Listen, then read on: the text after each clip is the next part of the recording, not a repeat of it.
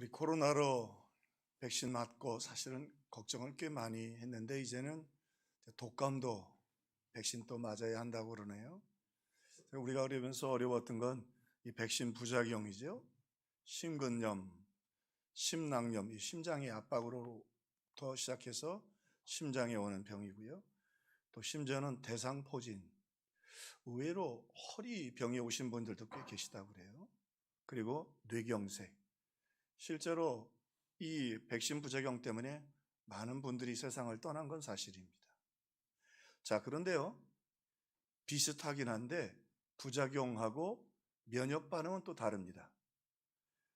발열, 두통, 근육통 정도는 오히려 우리가 백신을 맞고 나서 우리 안에 면역이 생기는 과정이기 때문에 그것들은 안심해야 될 뿐만 아니라 좋은 일이라는 것이죠. 비슷한 고통인데 한쪽은 부작용이고 우리를 망가뜨리는 거고, 면역 반응은 오히려 그 고통을 통해서 우리를 살려내는 역할을 하게 되는 것입니다. 오늘 본문에 보면 사도 바울답지 않은 고백을 우리가 듣게 됩니다. 사도 바울이 아주 자신의 영적인, 도덕적인, 신앙적인 일에 있어서 너무 낙심하고 절망한 자기의 모습을 소개합니다.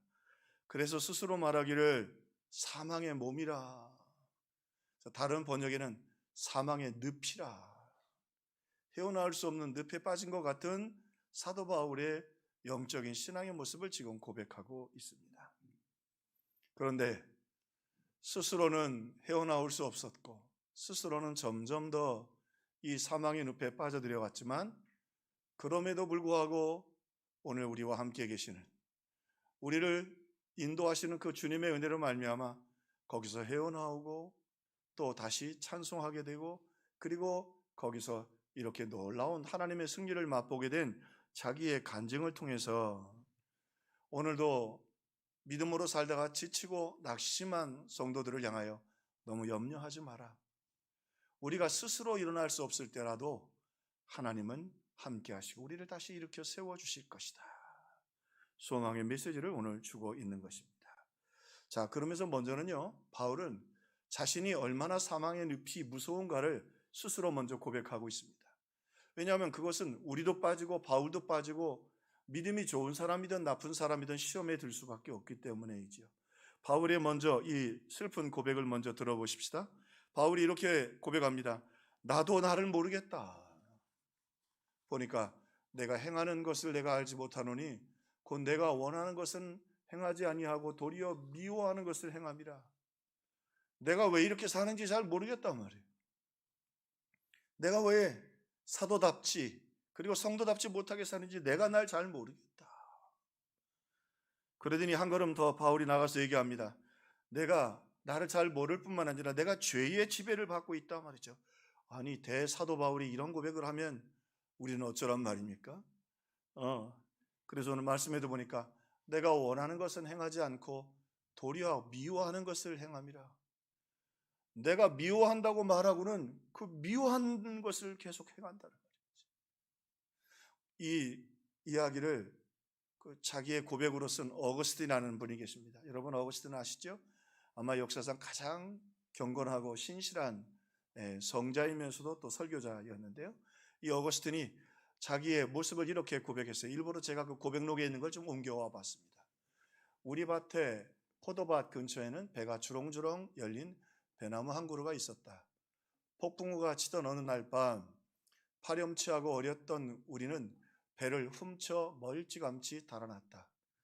배를 크게 한 점 훔치긴 했지만 우리는 그것을 배불리 먹으려 잔치를 벌인 것이 아니라 그냥 돼지에게 던져 주었다. 물론 금단의 열매를 훔쳐 먹은 기쁨을 느낀 만큼의 충분히 먹은 뒤였지만 말이다. 그것은 좋은 품질의 맛, 좋은 배이기는 했지만 내 형편없는 영혼이 길을 쓰고 가지려고 했던 것은 그 배가 아니었다. 집에는 더 나은 것들도 얼마든지 있었기 때문이다. 그저 도둑이 되어보고 싶었다. 그런 일을 그래서 버렸던 것이다. 도둑질에 대한 금기로 인해 오히려 훔치고자 하는 욕망이 눈을 뜨게 된 셈이다. 우리가 얼마나 죄의 본성이 나쁜지 집에도 더 좋은 과일도 있고 그러는데 도둑질 하지 말라고 하니까 그 반항심이 생겨가지고 남의 배를 따가지고 돼지에게 던지고, 그렇죠? 도둑이 되고 싶었던 것이다. 바울의 고백처럼 이 성자, 위대한 성자 어거스틴의 고백처럼 오늘 우리도 죄의 지배를 받는 우리 자신들의 모습들을 종종 발견하기를 합니다. 자, 그뿐만이 아니라 바울은 말합니다. 죄의 지배를 받을 뿐만이 아니라 내가 모순으로 아파한다. 내가 원하는 바 선을 행치 않고 아주 정직하게 말합니다. 내가 원치 않는 악을 행합니다. 악인 걸 아는데 자꾸 악에 끌리고 악을 쫓아간다. 사도 바울이 절대로 예수 믿기 전에 얘기를 하는 게 아니에요. 그가 회개하고 하나님의 자녀가 된 다음에 자기 자신을 고백하는 거예요. 사실 밖에서 자신을 핍박하고 공격하는 사람들도 힘들지만 정말로 우리를 힘겹게 하는 건 아직도 내 안에 거하고 있는 죄와 사망의 법이라. 구원을 받았지만 여전히 우리 안에 있는 이 악의 성향, 옛 모습들이 살아서 나도 내가 모를 정도로 내게 원치 않는 것을 행하게 하고 심지어는 악을 쫓아서 행하게 한다. 그래서 바울이 그 일로 말미암아 너무 낙심하게 되고 하나님 앞에 부끄럽게 되었다고 말입니다. 그리고는 바울은 이렇게 고백합니다. 나는 너무 비참해졌다. 오늘 바울이 말합니다. 내 지체 속에 있는 죄의 법으로 나를 사로잡는 것을 보았도다. 이 사로잡는다는 말은 올무에 묶어서 끌고 간다는 거죠. 옛날로 얘기하면 그 전쟁에 지거나 제수들이 하면 묶어요. 그런데 말로 끌고 가는데 끌려가다가 뛰어가다가 안 되면 넘어지면 그냥 그 쓰러진 채로 질질 끌고 가는 거예요. 나는 가고 싶진 않은데 그렇게 끌려간다는 거예요. 내 안에 이런 죄성들이 있다는 말이에요. 사도 바울의 고백이에요. 그래서 바울이 이제 고백을 합니다. 오호라, 나는 곤고한 사람이로다. 이 사망의 몸에서, 이 사망의 늪에서 누가 나를 건져내려? 헤어나오지 못하는 거예요. 더 그가 이렇게 곤고한 사람이 된 건 사탄이 율법을 가지고 사도 바울을 공격하는 거예요. 야, 네가 병자도 고치고 복음도 전하고 교회도 전하고 세계복음화 하겠다는 네가 마음속에 죄가 있고 죄를 쫓아가고 넘어지고 악한 모습들이 아직도 너 안에 있지 않느냐 말이에요. 사탄이 고발을 하는 거예요. 그리고 그 마음속에 이런 생각을 심어주는 거예요. 하나님은 내게 등 돌리셨어. 하나님은 더 이상 내 예배 안 받으셔. 하나님은 네 기도를 외면하신 지 오래됐어. 예배할 필요도 없어. 기도할 필요도 없어. 바울도 이 사탄의 고발에 참으로 힘들고 어려워서 사망의 늪에 빠지게 되었다고 하는 것입니다. 사도 바울도 말이죠. 자, 그런데 바울이 왜 이런 아픈 이야기를 꺼내고 있을까요? 이 로마서의 배경을 보면 바울이 로마에 있는 성도들에게 지금 편지를 쓰고 있는데 바울이 가고 싶은데 갈 수가 없었어요. 그래서 편지를 썼는데 로마에 흩어져 있는 성도들의 성향이 좀 그랬습니다. 한 부류는 유대인이면서 6월절에 왔다가 베드로의 설교를 듣고 성령을 받고 다시 은혜 받고 돌아간 사람들이었습니다. 그분들이 흩어져서 예수를 믿고 교회를 세웠기도 했지만 로마의 너무 무서운 핍박 때문에 그들이 그렇게 교회를 교회답게 세우지 못했습니다. 또 한 부류는 디아스포라였는데 유대인들이 흩어져서 거기 가서 예수를 믿고 그렇게 있지만 그들도 역시 흩어져 있었습니다. 그리고 그들을 통해서 예수를 믿고 그리고 신앙생활하는 사람들이 있었어요. 헬라인들, 그들도 근데 신분이 노예들이 많이 있었고 그러나 어쨌든 신앙생활을 하고 있었어요. 근데 이들의 공통점이 뭐냐면 교회라고 하는 게 참 중요합니다. 여러분 함께 예배드리고 우리가 찬송하고 기도하면서 우리 마음이 뜨거워지고 신앙훈련을 받는데 흩어져 있어서 작은 그 모임들로 있었기 때문에 지도자도 없었고 그들에게 격려해주고 용기를 주고 힘을 줄 지도자들도 없었고 공동체가 안 생겼어요. 그래서 마치 흩어놓은 모닥불처럼 그들도 힘들고 어렵게 신앙생활을 하고 있었어요. 그러면서 오늘 죄와 사망의 법으로 사탄이 계속 공격하는 거예요. 그렇게 믿어서 되겠어? 그게 신앙이니요? 왜 말씀대로 안 살아? 사탄의 고발이 하나도 틀리질 않거든요. 그러면서 오늘 사탄이 그 믿음의 사람들에게 일어나려고 했던 반응이 뭐냐면, 야, 우리는 버림받았나 보다. 우리 코로나를 지나면서 정말 내가 예수 믿는 사람 맞나? 이렇게 예배와 기도와 신앙생활이 엉망진창이 돼도 되는 건가? 그러면서 그 연약한 심령 속에 늪으로 점점 빠져들어가는 거죠. 이 사망의 늪에서 말이죠. 나는 구원 못 받았나 보다. 나는 하나님의 자녀가 아닌가 보다. 자, 그렇게 바울은 자기 자신도 똑같은 영적 침체에 빠졌음을 고백하면서 이제 바울이 그들을 향해 그의 진심을 말합니다. 그러나 이제 그리스도 예수 안에 있는 자에게는 결코 정죄함이 없나니 이는 그리스도 예수 안에 있는 성령의 법이 죄와 사망의 법에서 너를 해방하였습니다. 그런데 내가 사탄에게 그렇게 속아서 나도 짓눌리고 어려움이 있었는데, 그러나 다시 하나님의 은혜 가운데 돌아서 나서 보니까 우리가 예수 안에서 이미 해방되었다는 것을 바울이 깨닫게 되었다는 것입니다. 사탄이 고발하고 우리의 신앙의 모습을 가지고 우리를 괴롭힙니다. 그리고는 하나님 앞에 가자 이거예요. 너 가자. 하나님이 분명히 너를 가만히 안 두실 거야. 하나님이 너를 반드시 벌하실 거야. 하나님이 반드시 너를 심판할 거야. 그 시달리고 있는 우리를 향하여 하나님이 말씀을 주십니다. 오라. 하나님도 오라고 하시는 거예요. 오라, 우리가 서로 변론하자. 그러니 이 일을 어떻게 하면 좋아요?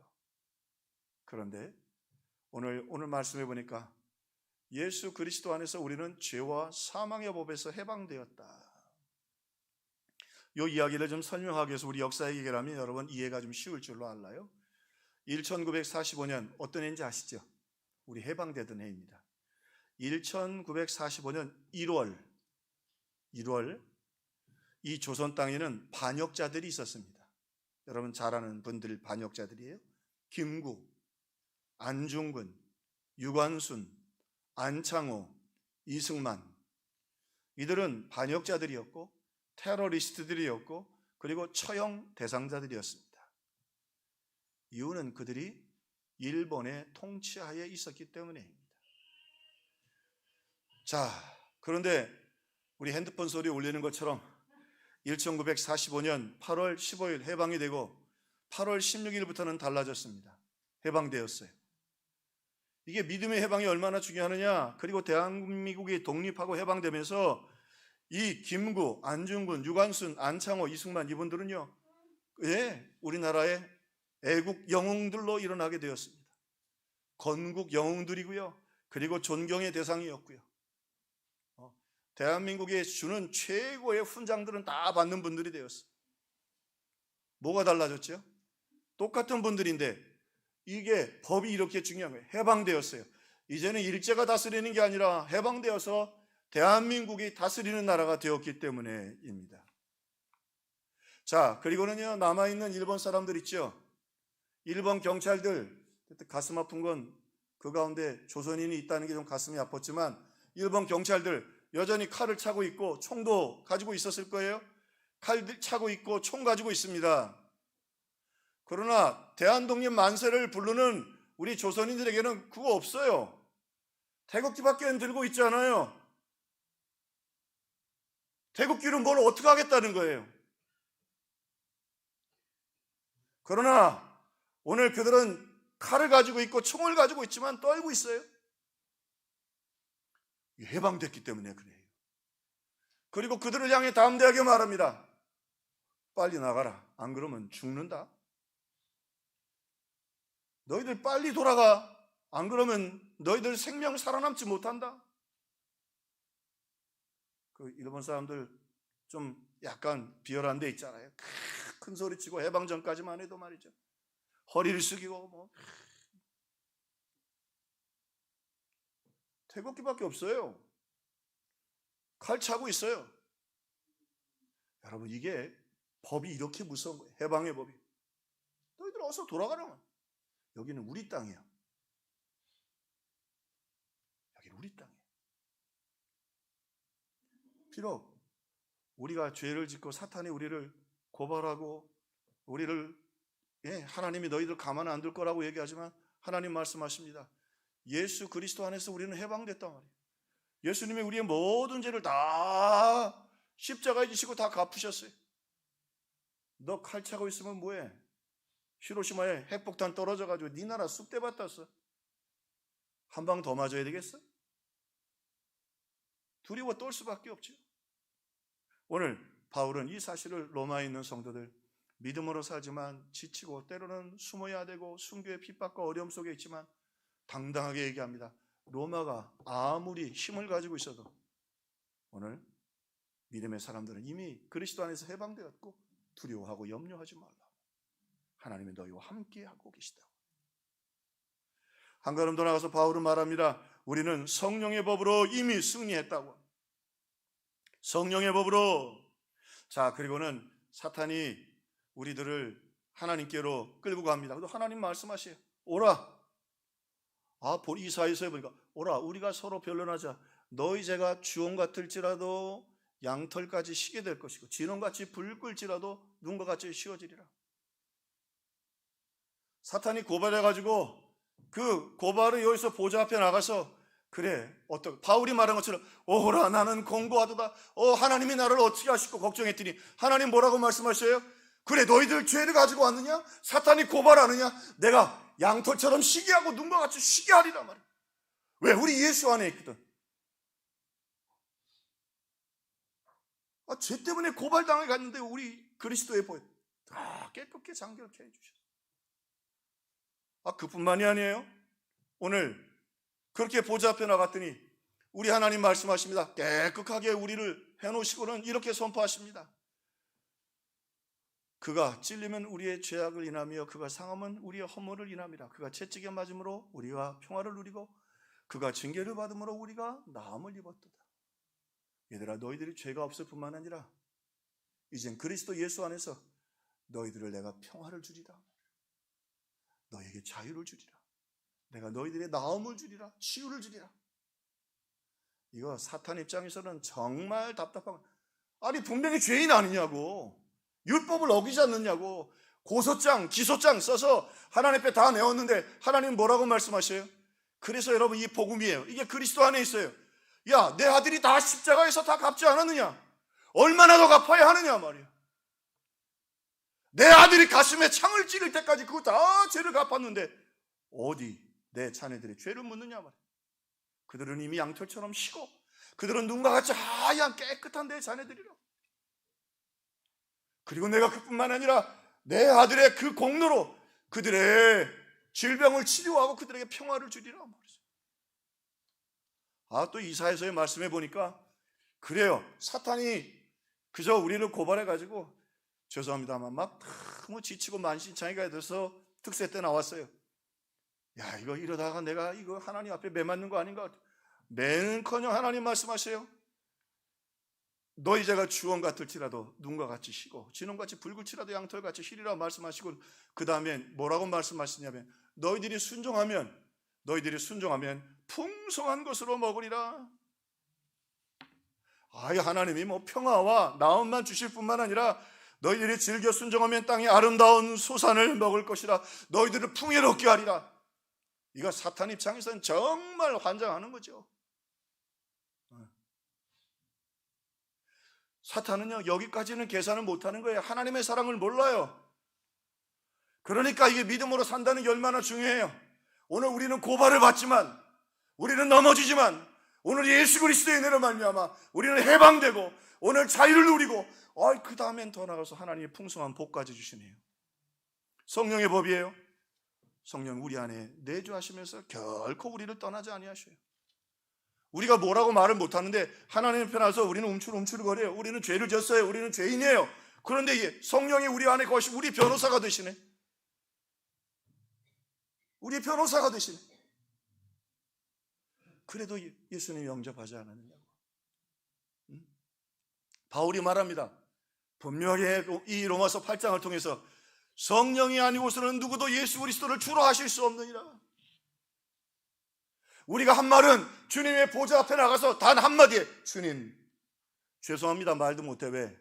이게 반복해서 죄를 짓고 죄가 너무 크니까 할 수 있는 말은 주님 한마디야. 그런데 성령께서 이렇게 말씀하세요. 성령이 아니고서는 누구도 예수 그리스도를 주라 하실 수 없느니라고. 그 한마디면 끝나는 거야. 그 한마디면 끝나는 거야. 네가 나를 주로 불렀느냐. 탕자가 한 일이 뭐였어요? 돌아간 것밖에. 주여, 주여.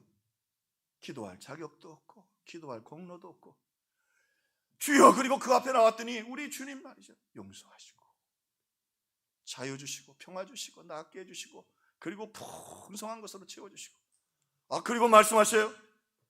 오늘 그 보좌 앞에 나갔더니 우리 주님 말씀하십니다. 한 걸음 들어가 두려워 말라 내가 너와 함께함이라. 놀라지 말라 나는 내 하나님이라. 두려워 말라 내가 너와 함께함이라. 놀라지 말라 나는 내 하나님이다. 담대하게 하신다. 이제는 사탄이 눈을 못 마주쳐. 질질질 우리를 끌어서 죄로 인하여 하나님 보좌 앞에 갖다 놨어. 어차피 처형은 하나님이 판결을 하셔야 되니까 우리는 끌려왔는데 단 한마디, 우리가 하는 거 한마디밖에 없어. 주여, 주여. 그렇더니 그 한마디 깨끗게 하시고 그 한마디에 오늘 우리에게 평화를 주시고 치료해 주시고 나음을 주시고 그 한마디에 오늘 우리에게 풍성한 것으로 채워주시고 주여 그 한마디에 오늘 우리를 강하고 담대하게 하시고 그리고 말씀하세요. 주여 그 한마디에 오늘 하나님의 크고 비밀한 역사를 이루어 주시니. 우리 그런데 여기 성령의 법이 하나 또 있어요. 오늘 보니까 오라 우리가 서로 변론하자. 우리 한번 따라해 봅시다. 오라 우리가 서로 변론하자. 여러분 아무리 사탄하고 변론을 하고 누구하고 변론해도 하나님 보좌 앞에서 나오면 우리가 이깁니다. 할렐루야. 우리가 이깁니다. 그런데 문제는 우리가 그 앞에 가야 하죠. 오라 우리가 서로 변론하자. 그러면 너희가 양털같이 쉬고 그리고 눈과 같이 깨끗고 정결하게 하리라. 예수 이름으로 오라. 예수 이름으로 오라. 너에게 평화를 주고 너에게 정말로 이제 우리 주님께서 나음을 주고 해결해 주시리라. 예수 이름으로 오라. 오라. 내 앞으로 오라 말해. 주라 부르라. 그러면 내가 너희들을 풍성한 것으로 먹게 하리라. 오라. 너희들을 강하고 담대하게 하리라. 예수 이름으로 와라. 그리고 너는 내게 부르짖으라. 크고 비밀한 일을 내게 보이리라. 이 대한민국이 해방될 때 사실 우리 힘으로 해방했다고 말하기 어렵지요. 네, 하나님이 역사하셔서 믿음의 사람들의 기도를 보시고 하나님이 핵폭탄을 터뜨리셔서 오늘 우리에게 자유와 해방을 주셨어요. 예수님이 우리의 죄를 핵폭탄이 아니고 모든 우리의 죄악과 허물을 다 십자가에서 해결해 주셨어요. 그리고 이제 우리에게 말씀하십니다. 오라. 예수의 이름으로 오라. 성령을 의지하여 오라. 내가 너희를 깨끗하게 하고 평화 주고 나음을 주고 그리고 너희들을 풍성하게 하고 오라. 내가 너희들을 강하고 담대하게 하고 오라. 너희들이 상상할 수 없는 크고 놀라운 역사를 이루어 주리라. 오늘 내일부터 우리 특별 새벽 기도회인데 부족해도 자격이 없는 것 같아도 우리가 할 수 있는 말 한마디밖에 더 있어요. 주님 내가 여기 왔습니다. 주님 내가 죄인인 채로 왔습니다. 주님 내가 병들어서 왔습니다. 주님 내가 평화가 깨져서 혼란 중에 아픔 중에 왔습니다. 주님 두려워서 왔습니다. 주님 약하고 약해져서 이렇게 사탄에게 쫓기다가 왔습니다. 우리 주님 우리가 서로 변론하자. 내 입을 크게 열라 내가 채우리라. 너는 내게 부르짖으라. 내가 크고 비밀한 일을 행하리라. 오늘 주님 앞에 나와서 이 깨끗함과 자유와 은혜와 치유와 승리와 크고 비밀한 역사를 맛보는 우리 사랑하는 성도들 다 되시기를 주님의 이름으로 축원합니다.